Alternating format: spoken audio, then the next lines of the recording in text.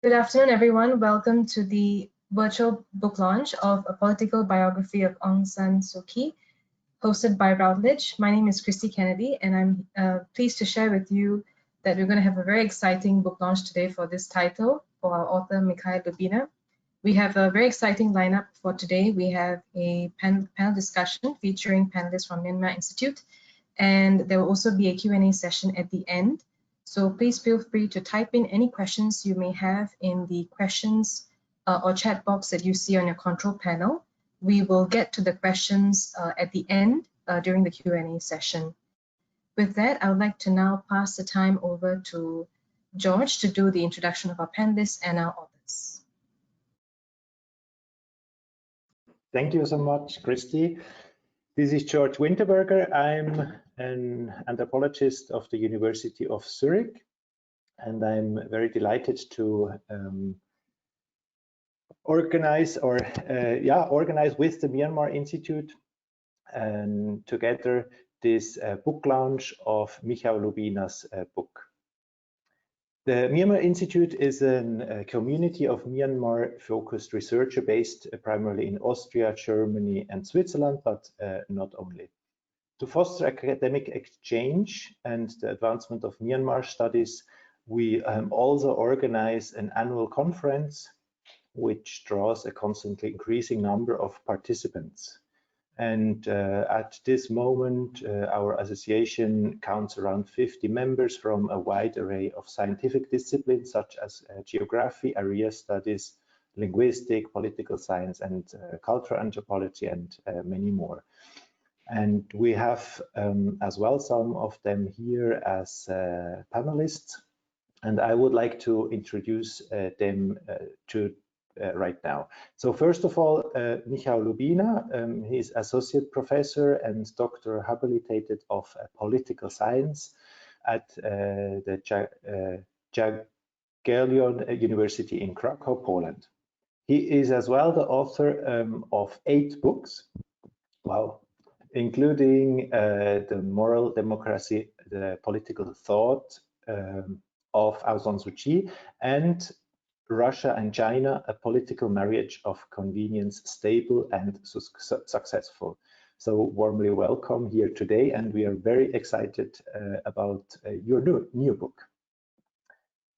Esther Tenberg, she is the vice president of the Myanmar-Institute and currently a PhD candidate at the Norwegian School of Theology, Religion and Society, with a project on Buddhist nationalism on social media in the context of the 2020 elections, which are in about 5 days, right?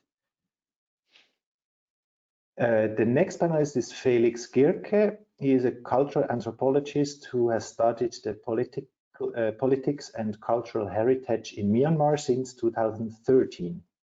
He is also an expert of southern Ethiopia. He currently works at the University of Applied Science in Konstanz and is as well editor-in-chief of the anthropological blog portal Allegra Lab. And finally, Rodion Ebbighausen is managing editor of the Asia department of Germany's international broadcaster Deutsche Welle.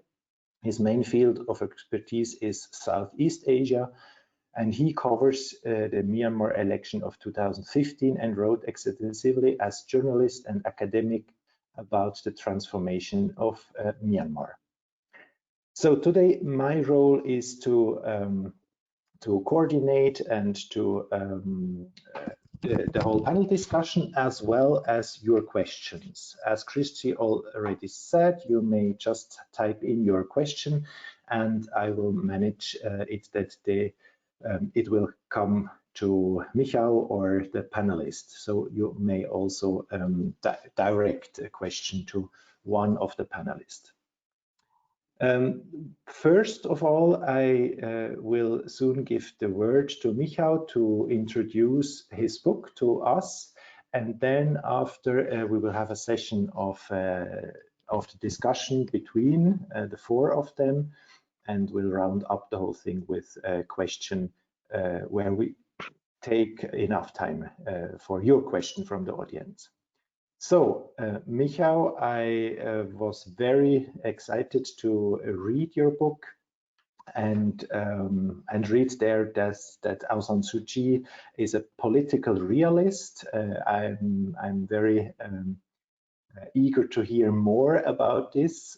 You have a lot of statements, very sharp as well, and that's why I always love your input. So warmly welcome to give some inputs of the book right now. Okay. Thank you so much, Georg. Hi, everyone. First of all, I'm delighted to be here today. Many thanks for Christy from Routledge for organizing this webinar and for Myanmar-Institut for co-organizing it. And thanks for Christy, Georg, Esther, Rodion, and Felix for being here today with me. Why did I write the book? Well, the short answer is because I dare to believe that I have something new and non-obvious to say. What gives me confidence to say that? Well, a couple of things. First of all, I've been researching Myanmar for 10 years now, and I visited the country over 15 times on different occasions, research, tourism, business, and media. So I have many perspectives to look at Myanmar. Furthermore, I met Aung San Suu Kyi twice, but perhaps most importantly, I saw her behind closed doors during the political talks, and that was an eye-opener, the single most important experience I gathered while researching her. As for the theoretical background, the post-colonial theory is my place of departure, and I think it is a novelty. It is a perspective rarely used in the political science, and to my best knowledge, nobody previously used it to research Aung San Suu Kyi. I will elaborate on that further on. Now I need to present the state of knowledge. In the book, I list the major narratives on Aung San Suu Kyi. The first one is, well, the power-corrupted Aung San Suu Kyi narrative. According to it, Suu Kyi had liberal universalist ideas, but she betrayed them due to political interests once she gained power.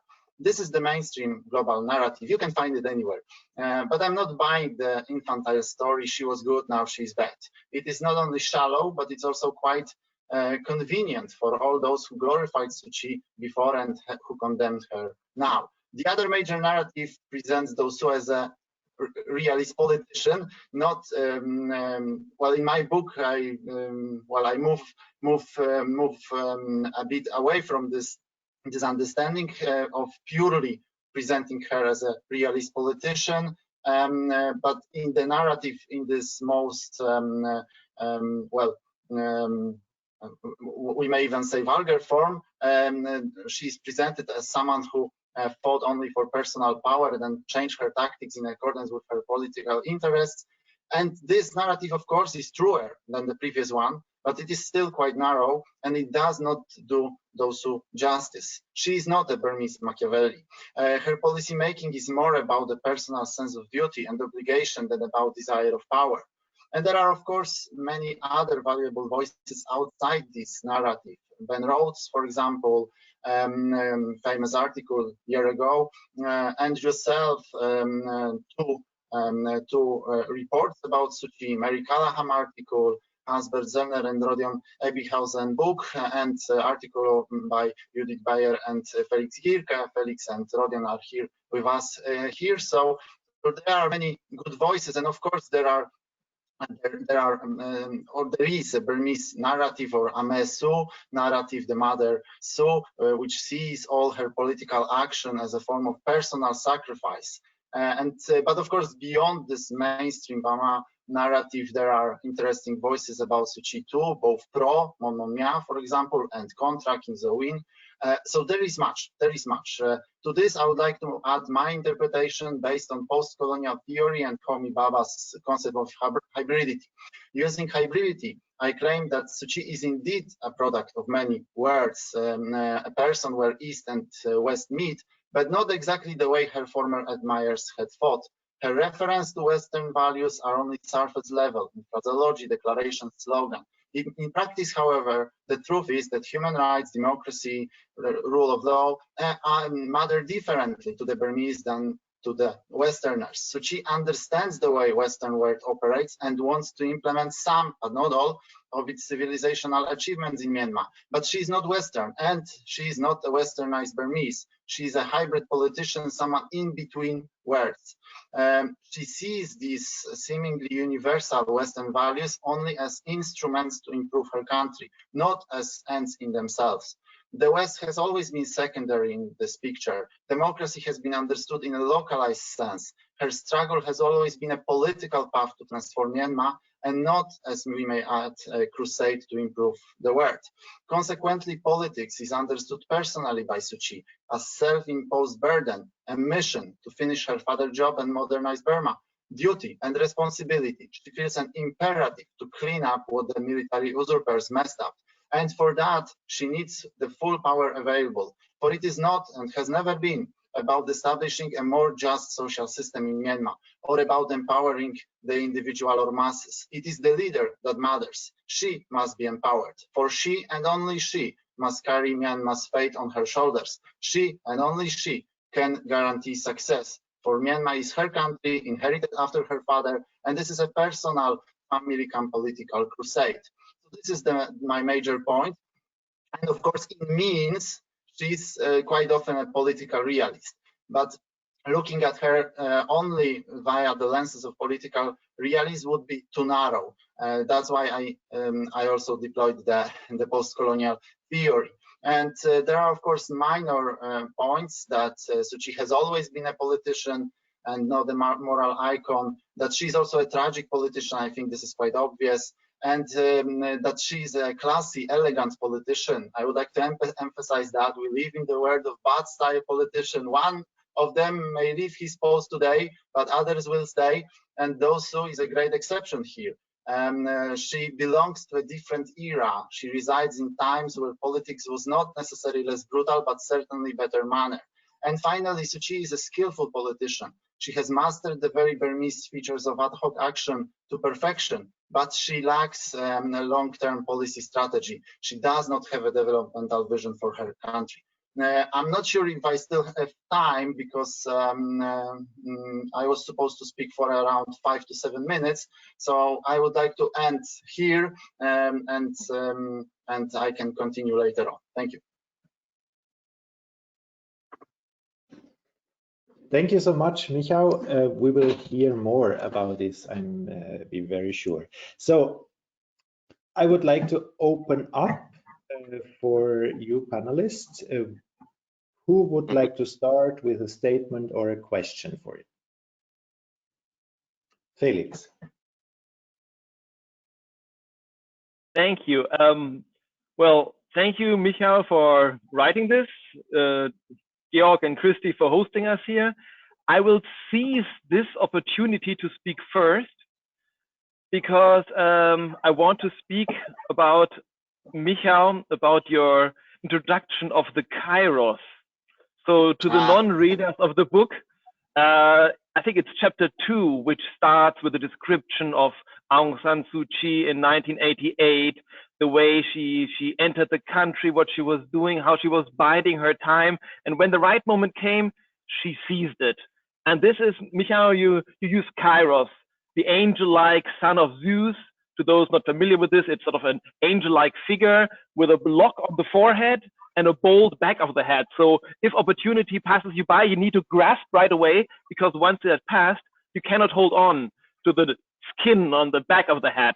So I really like this. And as somebody who has worked a lot on rhetoric, I think this is a very astute observation. And later on, you actually speak about the carpe diem quality of Suu Kyi's general political style. So this is fine. I think this is plausible. But then I got to wonder, because the rest of the book, I mean, this is really a long narrative of failed coalition building, of distrust, of hubris, of dismantling of support infrastructures such as think tanks, of a policy of basing cadre support on personal loyalty and prison time even.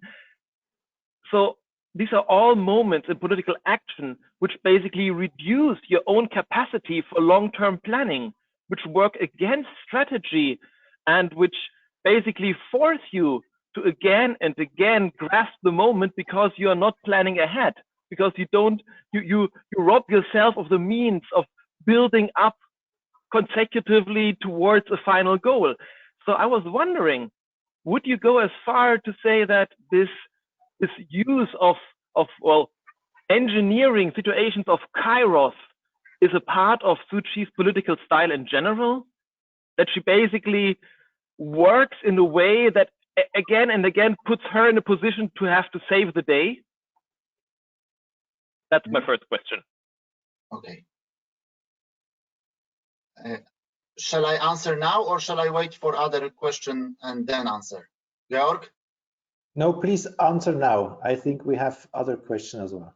Oh, that's a very good idea. But that's a very good question. Good question is the one we cannot answer out of hand. Yeah, we have to think a moment about this. Yes, I would say that very much it is the circumstances that enforce Suu Kyi to act accordingly.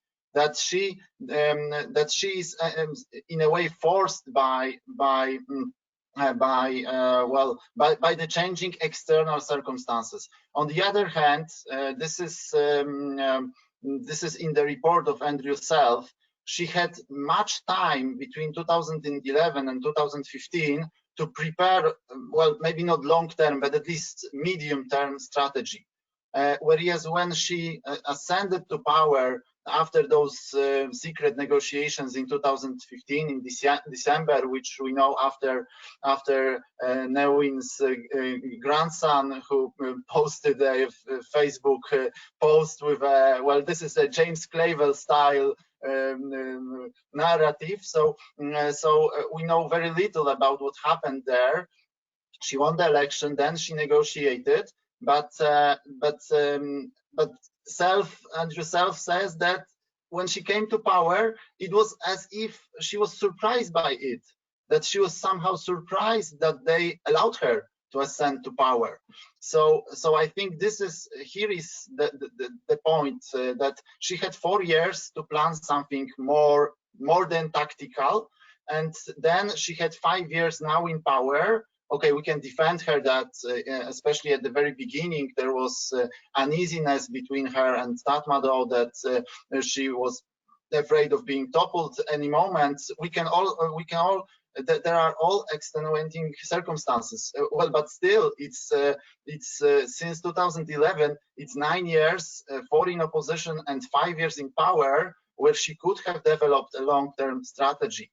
And I don't see this strategy. Well, you know, I do not have access to Naypyidaw now in both physical and symbolic sense, but I don't see this kind of strategy. This is Tenmin U's criticism in his latest book, that well, basically they are playing tactical games without any long-term vision. And I think this is that Suu Kyi is a master of tactical games. She is the master of Kairos, of catching Kairos. Yeah, I would agree to that. But at the same time, there is little beyond that.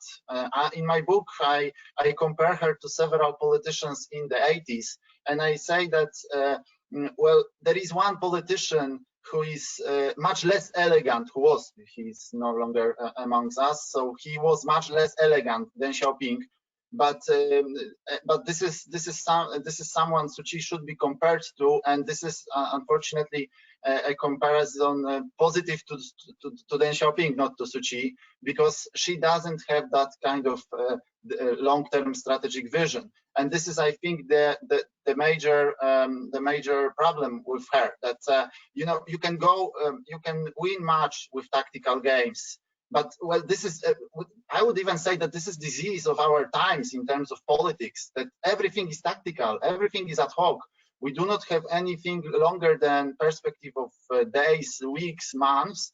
Well, nothing more. And Suu Kyi is not immune to this problem. So yes, she is a master of catching Kairos. I would say, well, word style master, because this is not only her skills are not only in the Burmese context, but they are globally in global dimension. But on the other hand, she's not. She doesn't have this something which is very difficult to describe. This something which Deng Xiaoping had, which enabled a breakthrough in China. And I don't think Suu Kyi has this something that enables breakthrough in Myanmar. Thank you. Thank you so much, Michał. Esther or Rodion? I can start, but I don't know. Esther, you want first? Rodion, please start. Okay, so yeah, I enjoyed reading your book very much, and I think it's a very insightful book. It is short, which is good as well, so you come straight to the point, and I hope it attracts lots of readers who are interested in Myanmar. At the same time, I'm not 100% sure if I'm convinced by your basic argument or your basic idea with this hybrid politician. So I would like to ask some question regarding this, because if I understand it correct, it is like you say, she or a hybrid politician is someone who knows the Burmese way of doing politics, who knows the Western way of Burmese politics, and then something third comes out of it. It's not a synthesis, but it's like taking both parts in. And I was wondering, wouldn't it be or wouldn't it work to describe Aung San Suu Kyi maybe like as a plural politician? So this is like, I take it from Furnival, like plural societies. Like she knows the Western way and she knows the Burmese way, and she always knows in which situation she has to play which card to help her, to support her position. And because as you say yourself in the book, you know that it's a bit difficult to make this hybridity in cultures to address it or to put it onto a person. It's more becoming a little bit like a psychological thing. So I thought maybe it's more convincing to describe like different social roles that she knows to play, that she is a different Aung San Suu Kyi in Westminster than in Naypyidaw or in Xinjiang. Maybe you could elaborate a little bit more on this idea of this hybrid politician. And I would have loved to read more about Deng Xiaoping and all the other examples you gave, because if you want to have a new theory about hybrid politicians or a new category for political science, that would have been, I think, very helpful to understand this concept. Mm-hmm. Okay.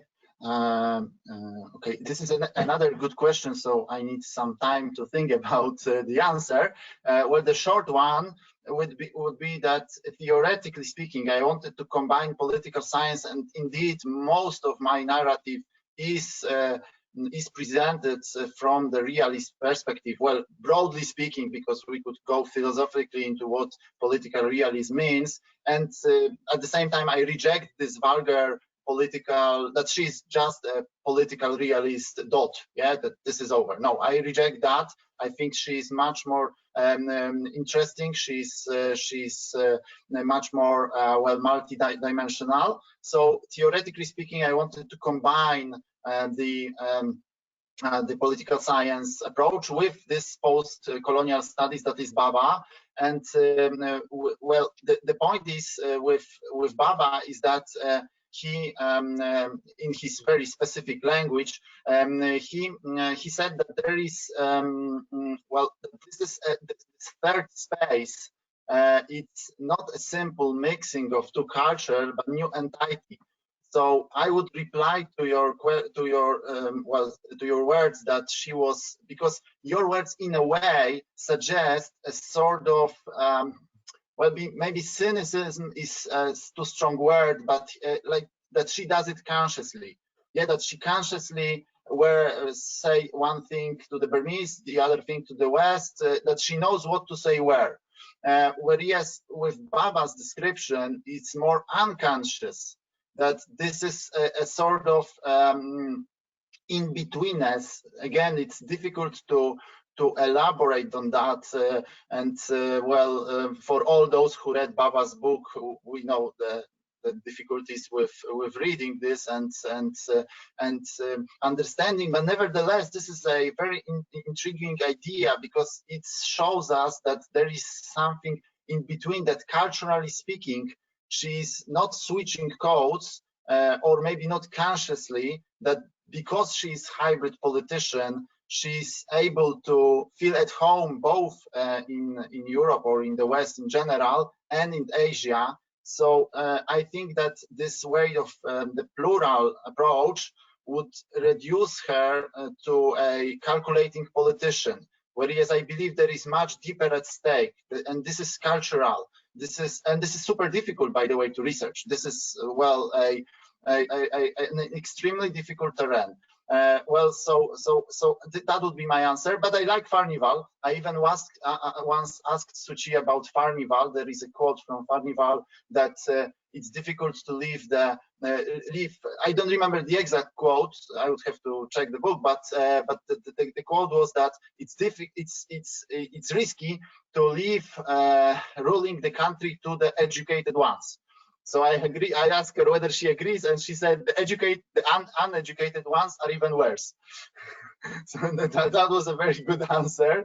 Yeah, but so yeah. To summarize, I think that this in betweenness is more unconscious, but it produces a reality in terms of Suu Kyi. And this is the difference between just being able to consciously speak to Myanmar or to the world, the language they understand. Esther, I would like to give you the floor as well for a question or remark. Thanks. Yes, Michał, first of all, I wanted to say congratulations for writing it and for finishing. I think this is a very timely and much needed contribution and update to to our reflections on Suu Kyi's role and politics and strategies.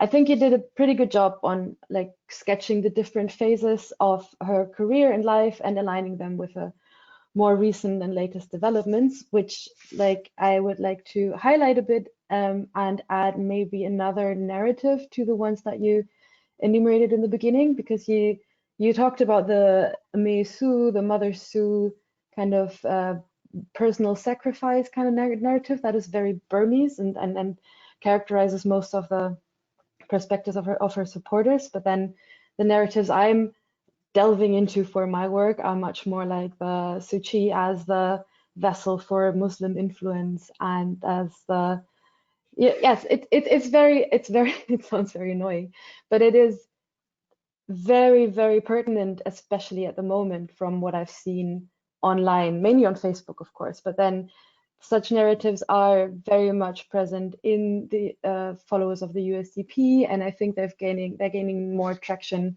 at the moment. And one little flashpoint maybe that would interest Felix and Rodion as well is a post that has been going viral the last couple of days, which purports that Aung San Suu Kyi is actually not the daughter of Aung San, but that Kyi had a relation with someone else, and so that that Kyi also is not Karen nor Buddhist Burma, but that she is actually Bengali.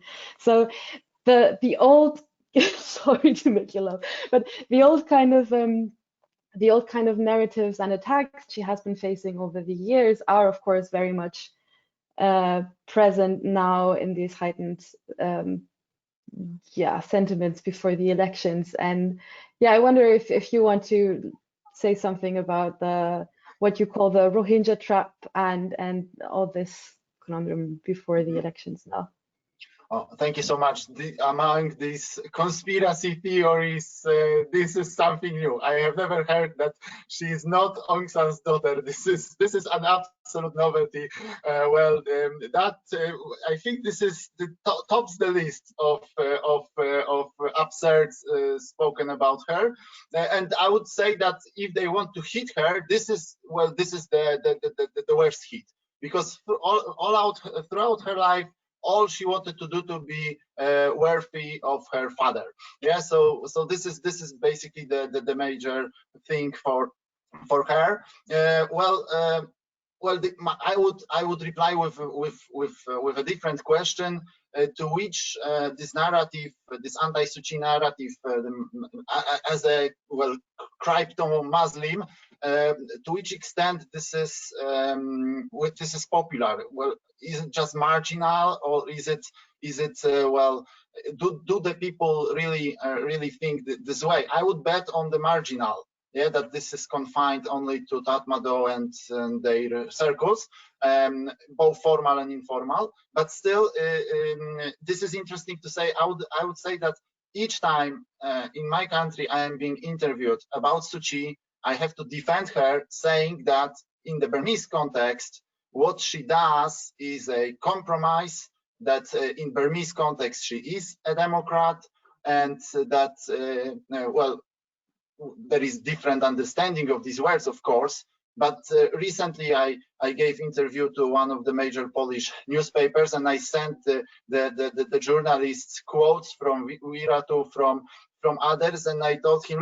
look, just compare Suu Kyi and them, and then you realize that that she's really not that bad, because there is this tendency, which also came to my country, to criticize Suu Kyi, this first narrative which I mentioned in the introduction, that she has changed, she is bad, blah, blah, blah. Yeah, so I say, look inside the country, then you'll see that that in the Burmese context she is very democratic, that she is very much moderate, and those guys from USDP are far worse. So so we need to understand that. As for Rohingya trap, this is difficult on many aspects, because, well, we are talking about ethnic cleansing or textbook ethnic cleansing, crimes crimes against humanity. As for genocide, is less I would say obvious, because we usually define genocide by the way the perpetrators behave, and this does not follow this definition. But again, it's difficult because well, these are very delicate issues. It's super challenging to talk about this kind of grand mass strategy in an academic way without emotions. But politically speaking, like, we have to say that what happened to Rohingya was absolutely dramatic, and they are one of the worst minority, the most prosecuted minorities in the world, if not the most. And so this should be morally said, but this statement is very much needed. But on the other hand, politically speaking, like purely politically speaking, Suu Kyi was there was no way out for her, because the atmosphere in the country, the anti-Muslim atmosphere, and the criticism from abroad was made. She was, for many years, she was trying to bypass the trap, not say much, both inside Myanmar and outside. I remember when I saw her for the first time in real. She was giving a lecture at the University of Warsaw in Poland, and again she was bypassing this issue, too much to the, well, surprise or disbelief of the audience. So the same in Myanmar. She never used the word Bengali, for example. So this is also important. But at the same time, in 2017, in August 2017, this ended, because she either could choose the outside narrative. We can make it. She either could choose the word or Myanmar. So basically, if she chose the word, that would be a political suicide for her. So we need to understand the context in which she was operating, the domestic context, which was super challenging. And I think this understanding, well, would help when we elaborate on her and on her action in the Rohingya crisis, because well, we shouldn't demand the politician to commit a suicide, political suicide. Well, in her long career, she has sacrificed much. Well, the dearest things, she sacrificed her family, she sacrificed 15 years of personal liberty, she sacrificed her friends, and then she should just toss it over, just to leave it all, just because the word demanded her to give moral example. So I think this demand was unrealistic from the very beginning, and well, if she was able to sacrifice that much previously, then it's quite obvious the decision she made in 2017 was quite obvious too. So, but of course, Rohingya trap or Rohingya issue was dramatic for her. Previously she had two aces, two cards: domestic support and foreign backing. After 2017, she is left with domestic support only. And this is the structural difference, and this difference is very much to her disadvantage. So basically, well, and I would like to end up that in the Rohingya crisis, everyone lost. Rohingya lost, of course, because they are repressed, they are in a dramatic situation, both, especially those in Bangladesh, but those in Myanmar as well. Tatmadaw lost because before they worked as an arbitrator between Rakhine's and Rohingyas, and now they have Arakan army guerrilla, which is controlling, well, 1/3 of Rakhine, more or less. And society lost, and Myanmar lost as general, because it is now we have the return of this narrative in the West of sanctions and of everything else. It didn't work out previously. I mean, sanctions didn't work, and now we have a return of this narrative that maybe sanctions should be reintroduced on Myanmar. So effectively, everyone lost on the Rohingya crisis, and Suu Kyi lost, of course, as well. And this was due to irrationality, which, well, basically it was not a planned action. There was very much emotions and, again, ad hoc responses, and it all ended up in tragedy, where we have, to paraphrase Chinese saying, "Shuaning," or win-win. So we have lose-lose, like everyone lost in this case, Suu Kyi including. Now I would like to open to all the panelists. So if you have question, please ask your question, and if another one has to add something or have a similar question, you may just add your point as well. And for all other participants, you may type in your question anytime you have one at the question box. So please, three of you, Felix, Esther, Rodion, one more. Felix? Yeah, let's start the second round. Ding. I'll pick up on Rodion's criticism of this hybrid politician concept, as well as Esther's interesting contribution to the dynastic question. Your book is about a living person. It is about her life to this point, and you have this Chinese proverb, basically, she can do better as long as she's alive. And I guess when I was reading the book, I was waiting for a point where you would actually go out and say, and ask the question, so what happens after Suu Kyi? And this never really came. And I think this was a clever decision for this book. But this is, I think, a really a question that's actually grown stronger to your book, because you, in outlining her political style, if it's hybrid or plural, this is I mean, we can discuss this a lot, but it's a very unique style, and you can perform it because of her ancestry, because of her upbringing, because of her ability to move in different worlds and to understand things which other Burmese politicians have not had the privilege to have access to. So as an anthropologist, I'm of course interested not only in things as they are, but I'm also interested in cultural transmission. So the question of what remains, okay, the question is, what do you think? What will leadership in Myanmar look like in a post-Suu Kyi scenario? Will new hybrid politicians come up, and where are they? Because we see repats doing hybridity in all sectors of Burmese society currently, but only in politics, especially party politics, they're not giving any sort of platform. Yeah, these people are not there, they're not visible. Yeah, while they're in cultural sector and economics, we see them everywhere. Yeah? But in politics, they're not there. So will we have a new round of Min Laungs trying to tap into old style politics, or what's going to happen? And I know you can't know this, but I'd really be interested in your informed opinion. Esther, you would like to add on this, or do you have a different question? No, I wanted to add to Michal's question before, where he's asked whether the narratives are, how widespread they are, but we can tackle that later. First, I'm also interested in Michal's answer there. Well, we can make a seminar about plural or hybrid. That would be purely academic seminar, and I think that would be quite fascinating for us. Maybe not for the wider public, but still, it's worth thinking. We have this new conference coming in May, Myanmar-Institute conference, so we can have one panel about that.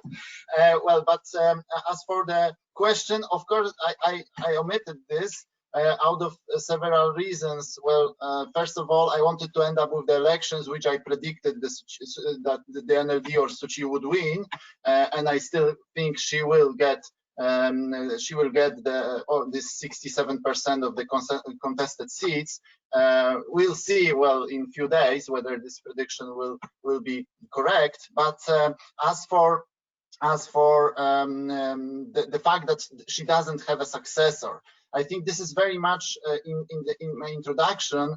I wrote that in Southeast Asia in general, but in Myanmar in particular, during the transformation has always been about the leader. I even repeated this now during the introduction, because it is the leader that matters, not the people, not others, but the leader, he or she herself here. So this is important for her, that it is her. This is this personal come political issue. So she doesn't need to empower anyone, because that would somehow limit her actions, and she wants to well, has as much space as possible. I think the post Suu Kyi, well, first of all, before I answer that, one more thing. Like, effectively speaking, what Suu Kyi is doing now in terms of policy, in terms of policy on the ground, in terms of administrative policy, is following the opening of Myanmar. So she is effectively continuing the Thein Sein's reform without admitting that, which is, of course, politically absolutely rational. I would never admit, if I was a politician, I would never admit that my opponent did something good and that I am following his role. This is quite obvious, let alone that Thein Sein was not always okay. His action towards Suu Kyi were not always gentle. So this is absolutely obvious. But effectively, she's continuing Thein Sein's transformation. But this is a good thing. I mean, this is the good policy. But the important thing is that in the society, it is Suu Kyi, not Thein Sein, that is considered as the grand reformer.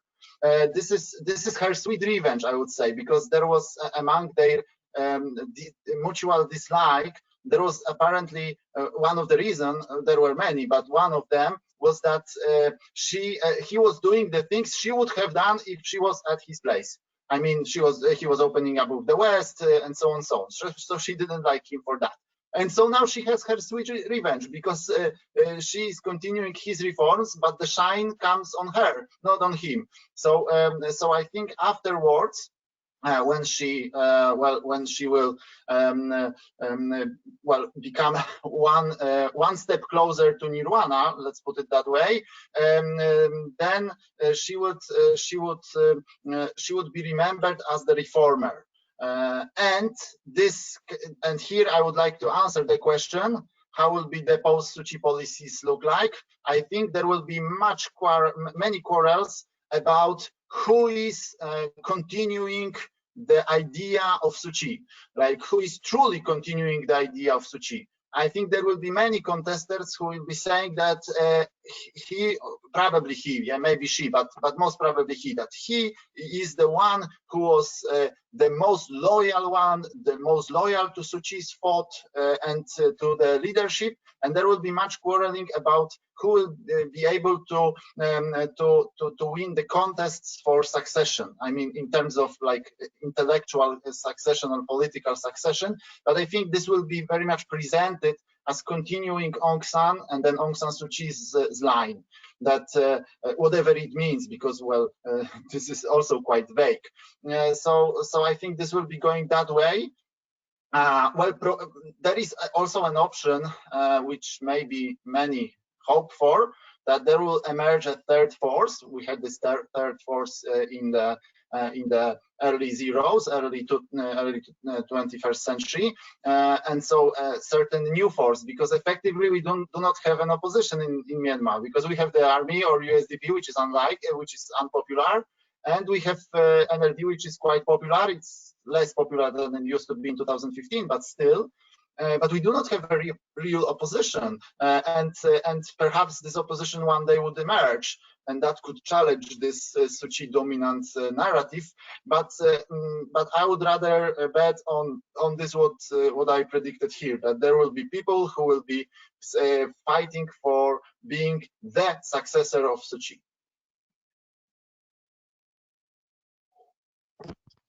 Please go ahead. Me? Yeah.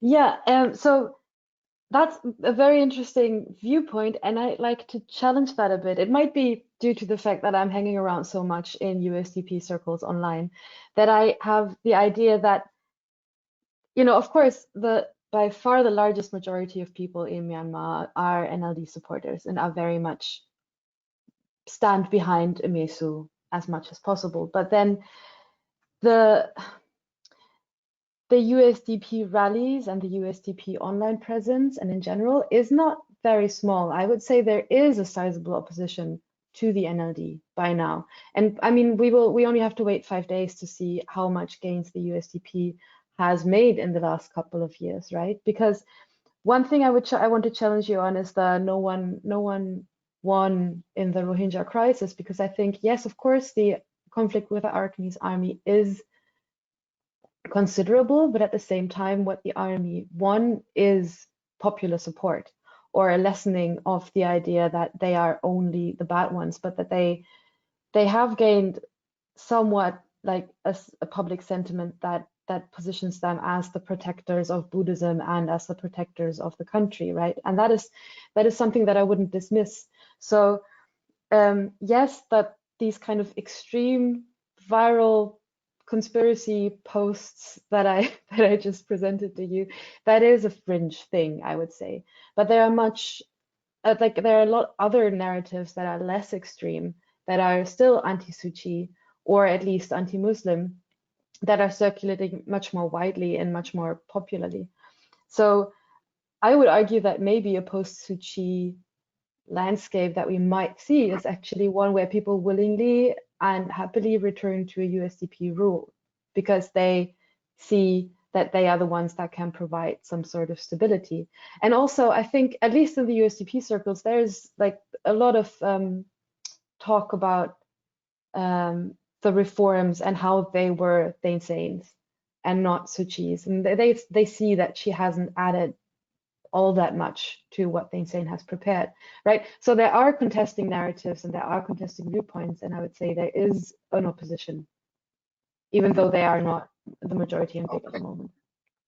Okay, thank you so much. I would certainly agree with the fact that, well, you convinced me in terms of army, that for army it was not a total loss, yeah, that they gained much. But I would still defend my previous perspective by saying that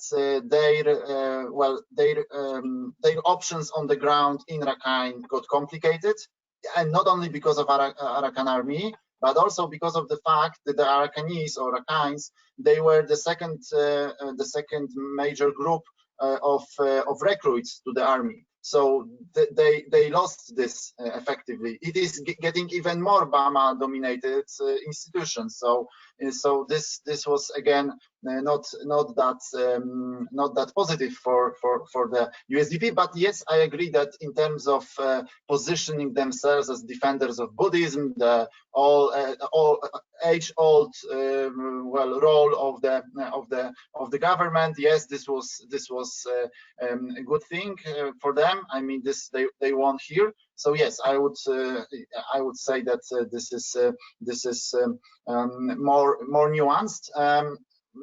As for this USDP support, well, all these racist voices about Suu Kyi, and we all know them, they have always been there. I mean, even during Than Shwe, especially in mid-90s, there was a deluge of anti-Suu Kyi racist remarks. and these remarks have always been there, but they were still narrow, and I think that they are still not that widespread. Well, in every society we have extremists. So the question is, and this is the fundamental question, and I would agree here again with Esther, but the fundamental question is whether the USDP would be able to move to the center. I mean, if they will be able to move out from this extremist corner, from this extremist edge, and well, convince or convince well many more groups in the society.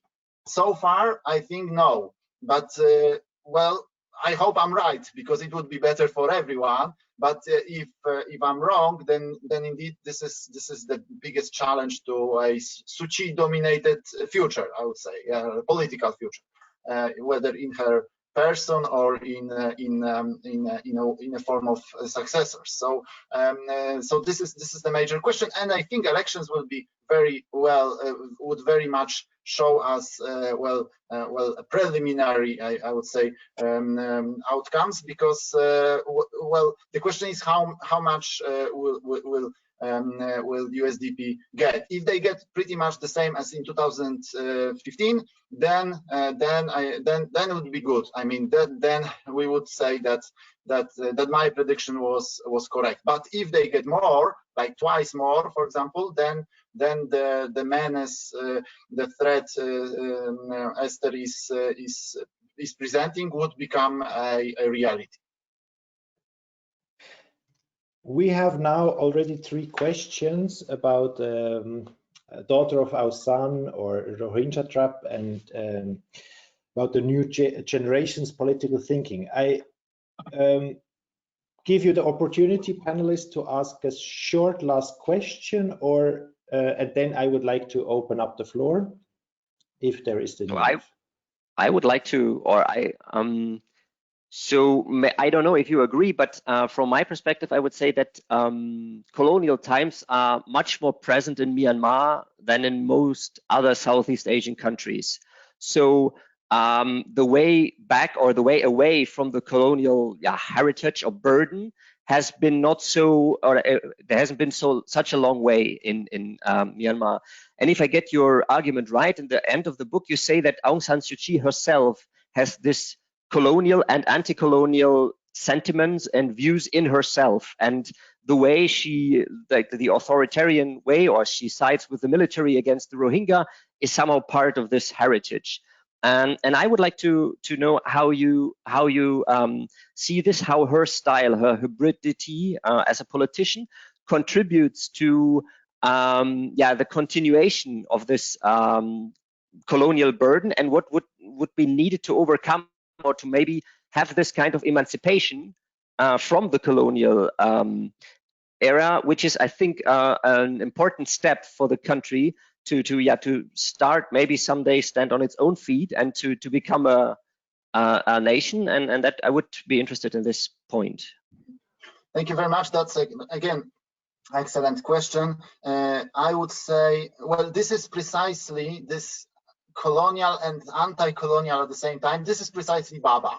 I mean, Homi Baba, he wrote exactly about that this is a very complicated heritage or identity, where this is, or German, Hassliebe, or love-hate relationship, that we have this well, hate towards the colonialists, but at the same time we took much from them. So this is and that includes way of thinking.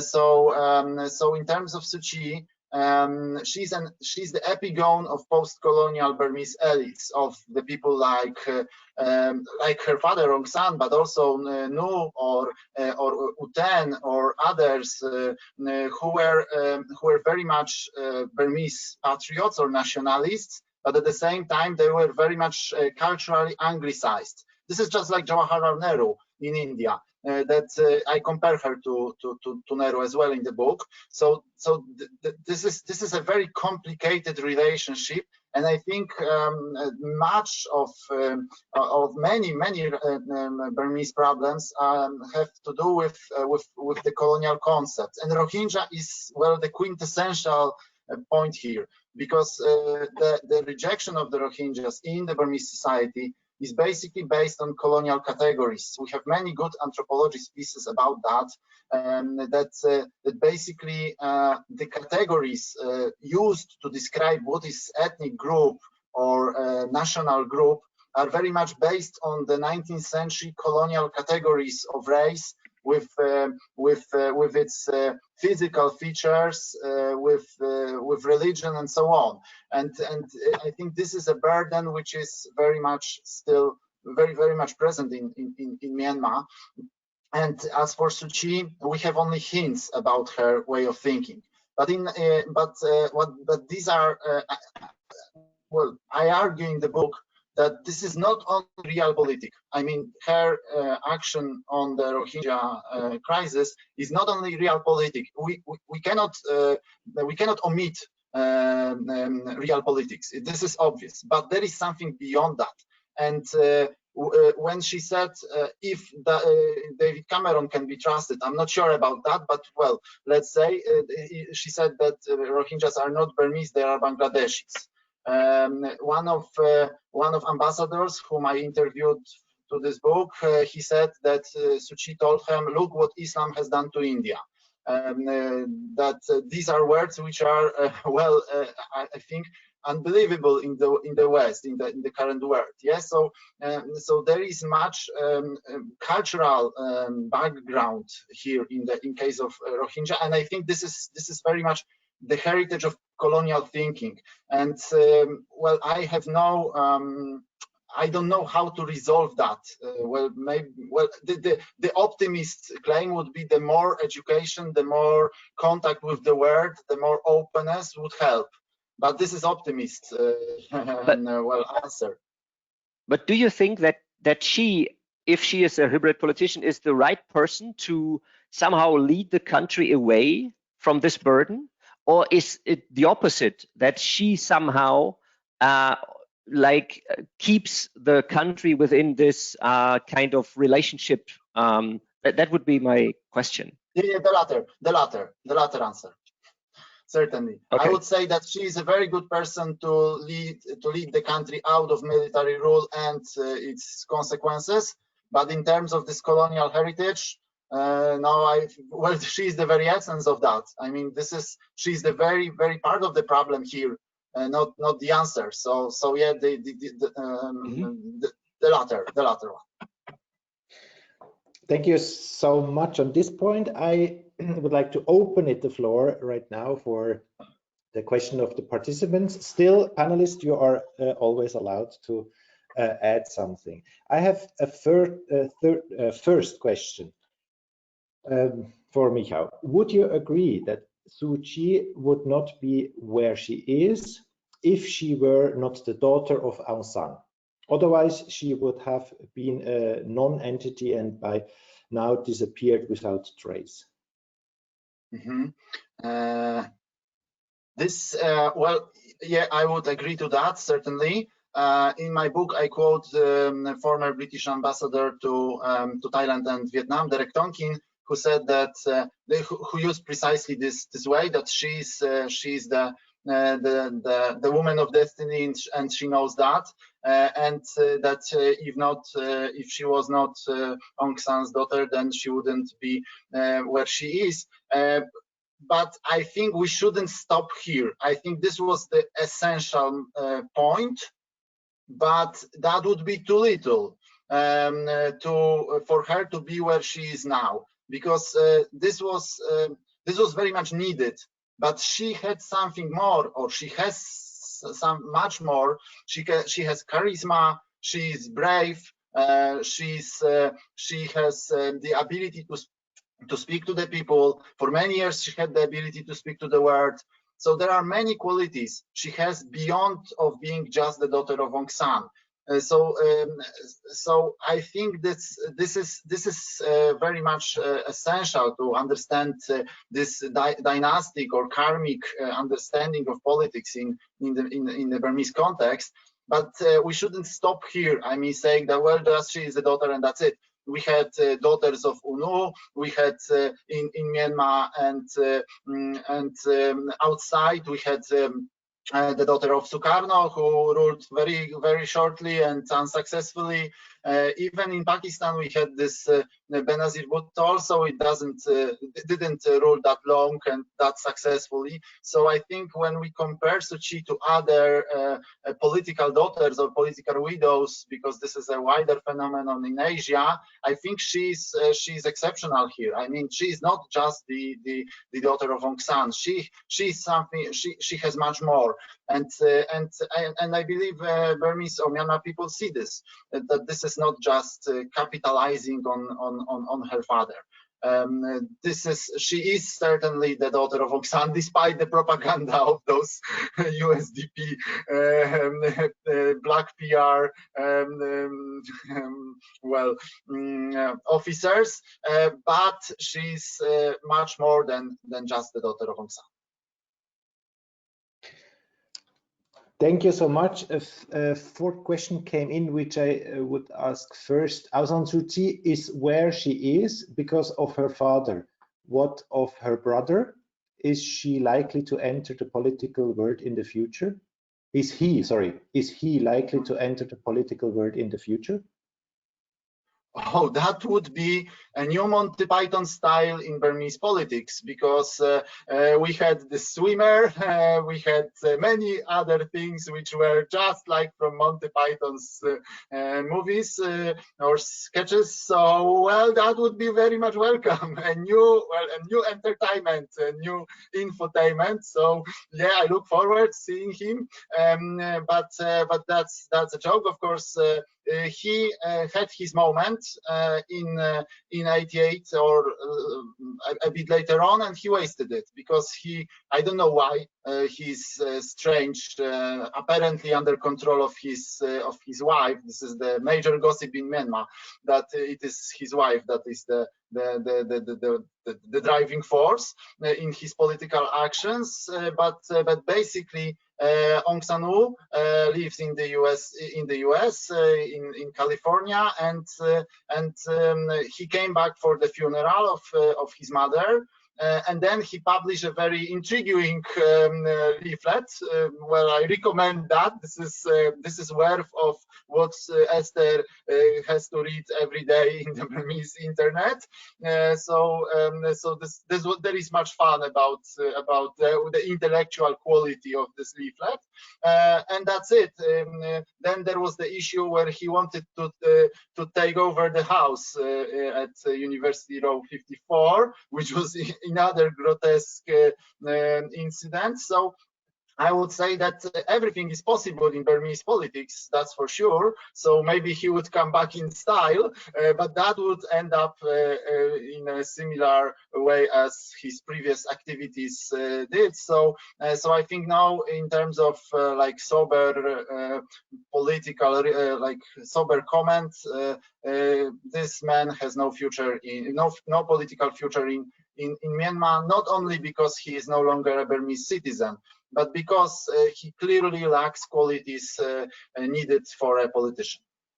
Thank you. I have another question for the Rohingya trap. I understand your point about the Rohingya trap, but where was the need for her to completely side with the army and roll back media freedom, like speak out against the Reuters reporters, or declare the Arakan army terrorists? So surely she had more choices there. Mm-hmm.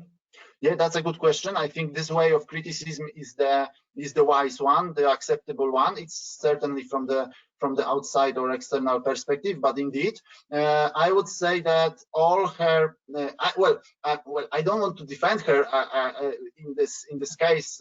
Understanding doesn't mean accepting. Yeah, but what she did after 2016 or late 15 was not to rattle the boat. I mean, not to with the army. Do not provoke the army. Do not so that the army would not retaliate by staging a coup or by doing something else. So I think this is the very much imperative. Let the sleeping dogs lie. This was in one article I quoted, the policy, let the sleeping dogs lie.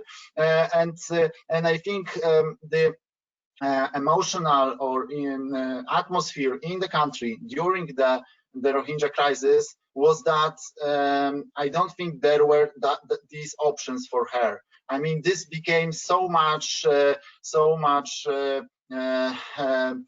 you with us or against us? So I don't think there was much space for her to navigate. But again, this is just my hypothesis, because I don't know. I do not have access to documents. Maybe we will know one day, hopefully. As for Reuters reporters, most of the society considered them traitors. Only a couple of elites and brave people in Myanmar understands them. So basically, again, she needed to keep the society on her side. And furthermore, there was this is again a Chinese saying, to kill a chicken to threaten the monkey. So that if they discovered this massacre, then others might follow the suit, and that might be very much difficult for the government. That would again irritate the army. So just in case, it's better to silence them. Well, this is I think here realpolitik interpretation is the only one which comes to my mind. But of course, this is I think the way we could criticize her from liberal internationalist perspective. Indeed, here she didn't have to go that far. Yeah, but again, we are not sitting in Naypyidaw. We don't know what's the situation there on the ground. We know that we can suspect that her relationship with Min Aung Hlaing is quite tense. So basically, this is I think the most important imperative was to do not irritate the army. Well, it ended up as it ended up. She could have granted amnesty to the Reuters reporters much earlier. She didn't. Yeah. So this is well, first the army and second the society. That was if she granted the amnesty, then she would perhaps lose some of popular support, which is super needed for her to gain the 67% of contested seats. So again, the electoral logic. But yes, okay, I agree that this is the way we could criticize her. Can I say something to? Yes. Would you say that? Sorry. No, you go ahead.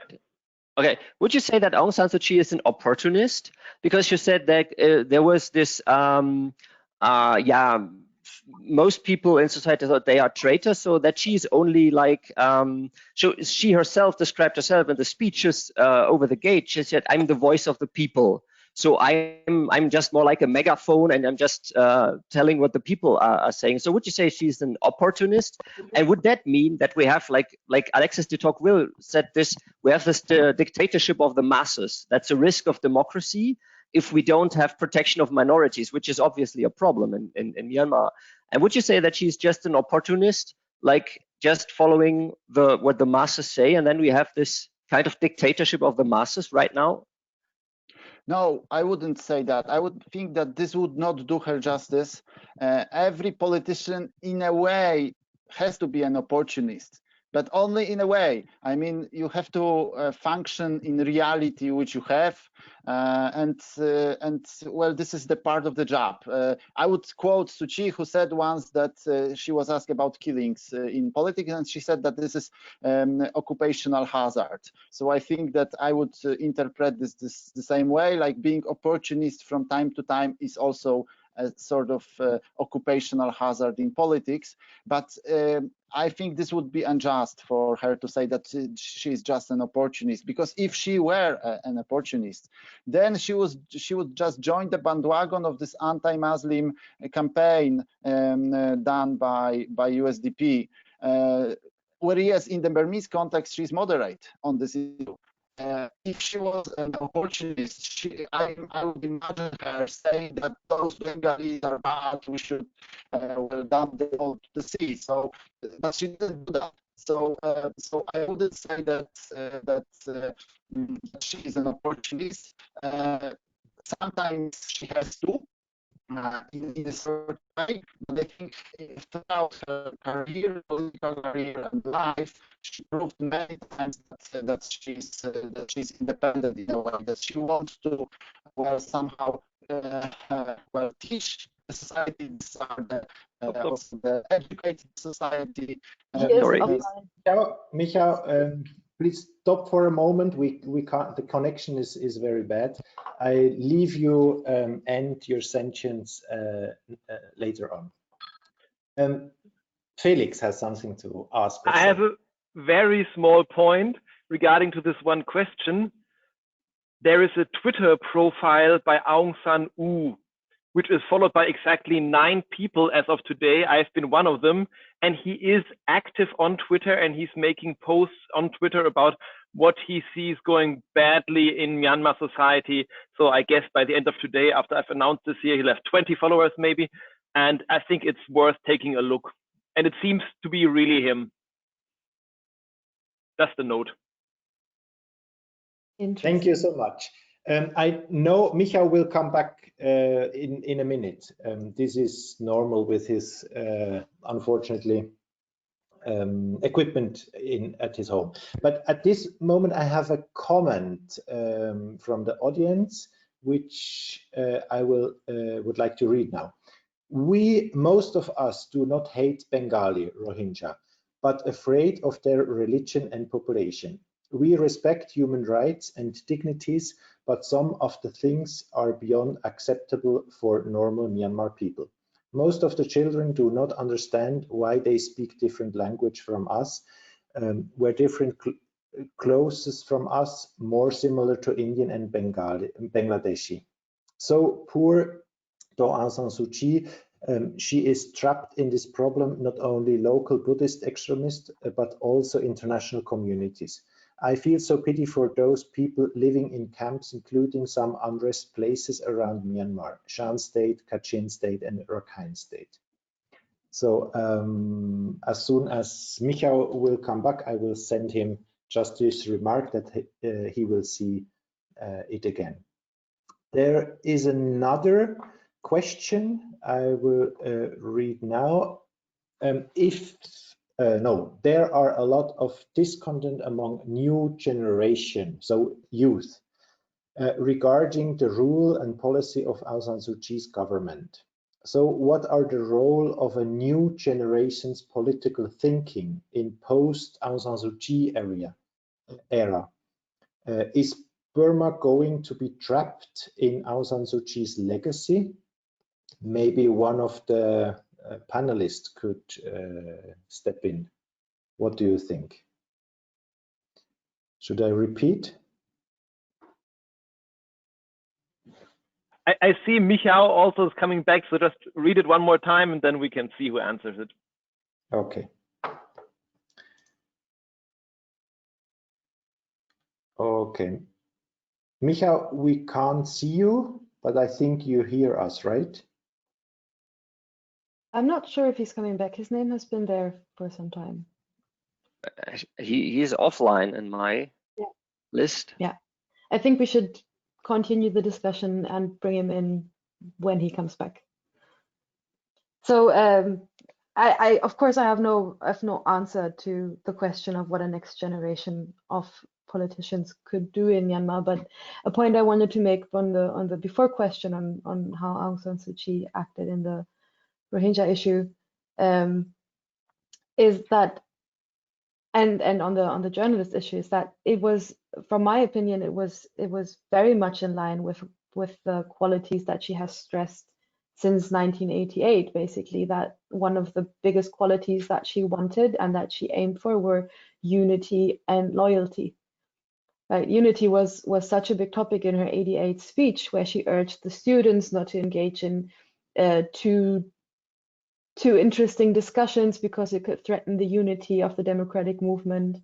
And this is something that is a red thread throughout her career, right? So her branding the Erkanami as terrorists and her going or not endorsing the journalists is her usual stance on demanding loyalty and maybe obedience, or like not threatening the unity, because I think that in her view the democratic process and the transition are still very much ongoing in many ways. She still doesn't have, or like it's still not a democratic country, right? So there are still things, she still doesn't have the Ministry of Home Affairs, for example, which is so central.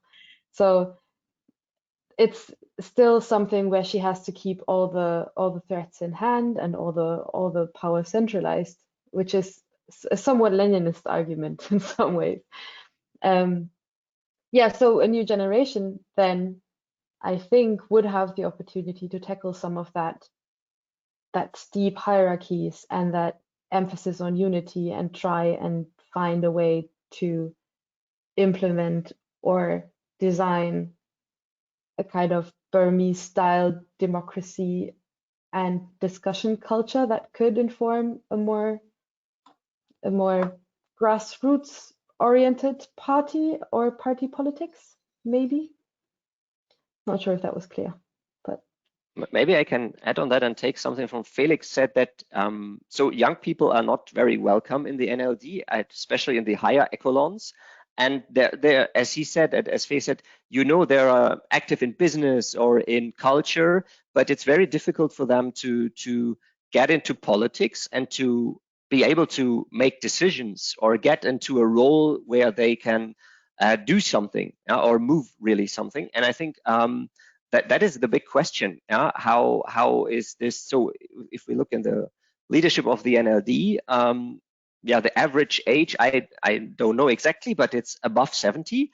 Yeah. So and if they want to, yeah, or close to around 70, yeah. So it doesn't matter. So, but I think either there needs to be a new party from young people who have different ideas, but I don't see it in that way. So or the NLD has to, yeah, I don't know, have the courage to open up and to leave the mistrust to that they only want to work with people they really know and who have had the same struggle and the same problems.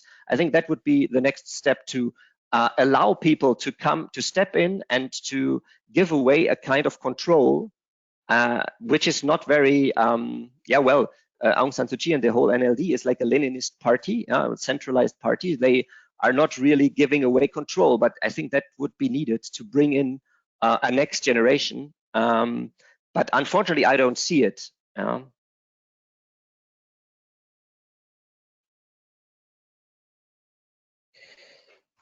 I would like to skip, if possible, the closing remarks of Christy and the final word of Michał, if possible. So we may wait for some minutes. It's not unusual with the problems, technical problems with Michał, so he will come back again. But as a last, do you panelists have a very short last remark right now before Christy takes over for her closing remarks?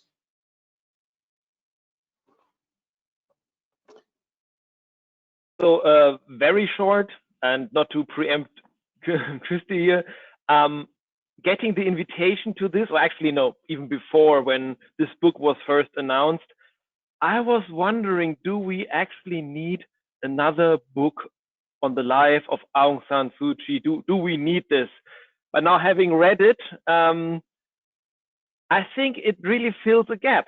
I mean, it's short, it's accessible, it introduces the reader to some points of theory, but it's not jargon driven or anything. So it's something which I can really well imagine being available on Pan-Sudan in half a year or so. And I think it's good if this also made its way into Myanmar, and I'm really looking forward to reactions to it from Myanmar, because all these questions that we are asking are really questions people in Myanmar should be asking of their political institutions, of their, of the style of politics current in the country right now and what they want to do about it.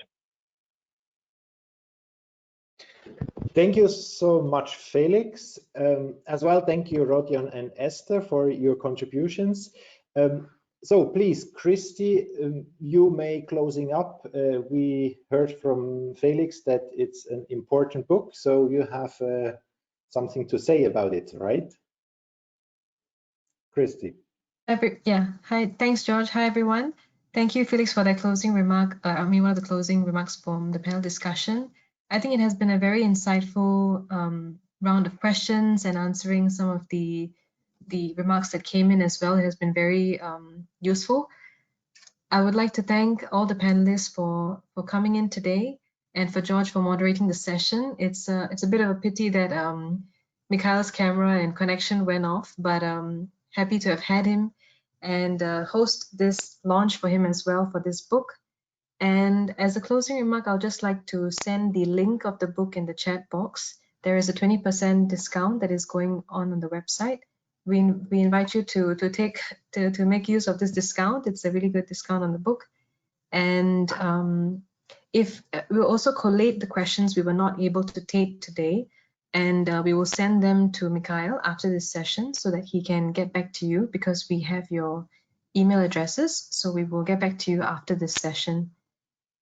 Yep, that's all from me at this moment. I'm just trying to check if Michał is able to log in, but I think not yet. So maybe we'll just give it maybe a few more minutes to see if he can. If not, I think if anyone else has any remarks at this point, please do feel free to share. Thank you.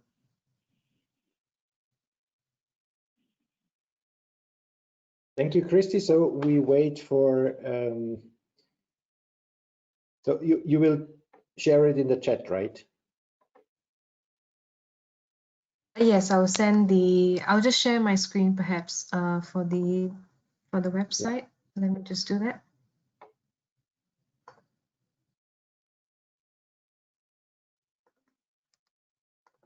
Okay. Are you able to see the website? Yes, we can see it. Yeah. Yes, so you can just go over here. We have a 20% discount on the paperback, and we invite you to make use of this opportunity to redeem this discount as well. I will send the link in the chat box as well. Yeah.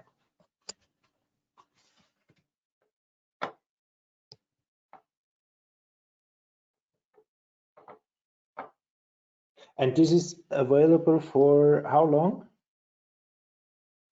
This is for quite about 2 months. Okay. From today. Yeah. And if you buy 2, you get 25% off 2, as I can see on the website. So just buy 2 of the books. Why not? I think Michał is back. There he is. Whoa. Hi, Michał. So, Michał, we just rounded up with the question section. Do you hear us?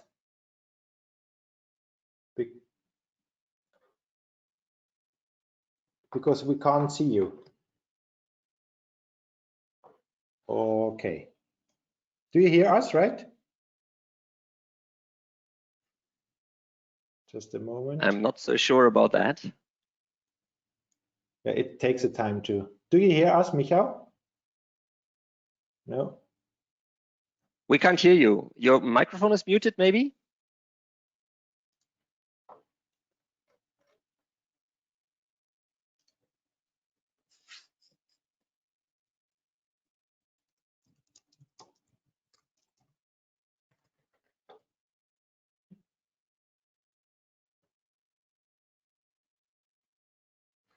Let's wait for a minute. No, it's frozen again. Now it's yeah. better.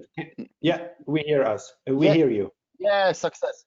Okay, So, I'm very sorry. I'm so sorry for that. It's okay. It's First okay. of all, no. Now I need to tell you why. My device got broken, and then I wanted to switch into the mobile internet, but my monthly limit was over, so I have to extend it, and it all worked quite long.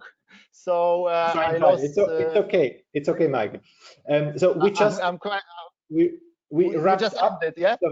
we wrapped up the whole question second, which were also some comments. So we will send you the comments by email. You may read it. And Christy already closed the whole thing for the So now we have you for the final word. This is very important that you got back to us. You have now your final word on the book. Okay. But is it the recorded one, or we are just among ourselves? No, it's all recorded. All are here. Okay. So first of all, I'm really very sorry. In my worst nightmares, I wouldn't expect that two devices would not work for me, but this is usually, as it happens in life, that if this is Murphy's law, yeah, if something bad is going to happen, it will happen. So it happened, and I'm very sorry for that. I really wish I could hear these questions. One of these questions, the beginning of the question, I was still able to hear, but then I got cut. So I didn't hear that question, and it seemed quite interesting. But well, unfortunately, my technological disadvantage.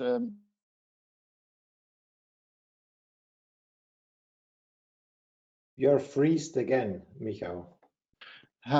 Well, okay. Thank you so much for being here today with me. Thank you so much for a very fruitful conversation. No, it's good. Okay, yeah, okay. And you gave me much food for thought. Thank you so much for that.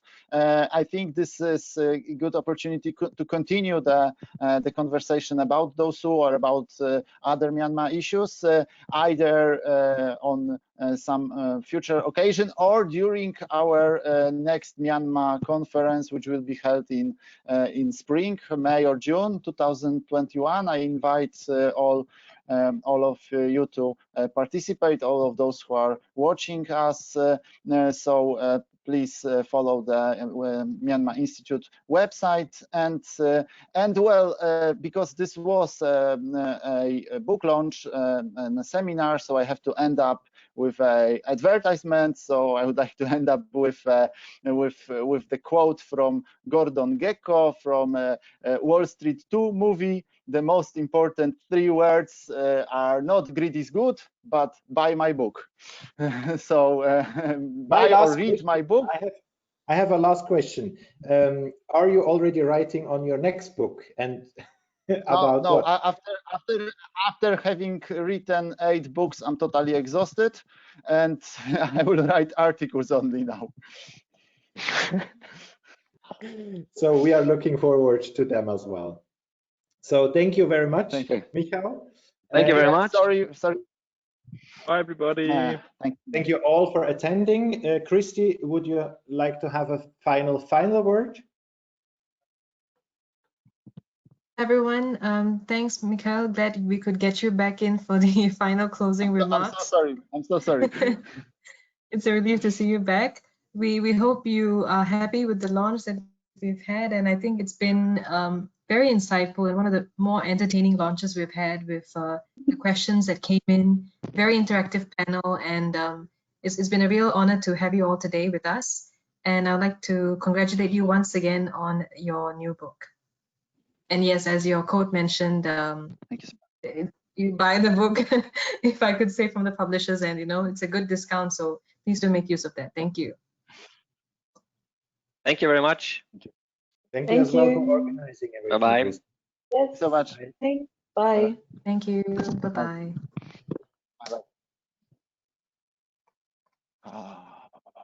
Thank you so much once again.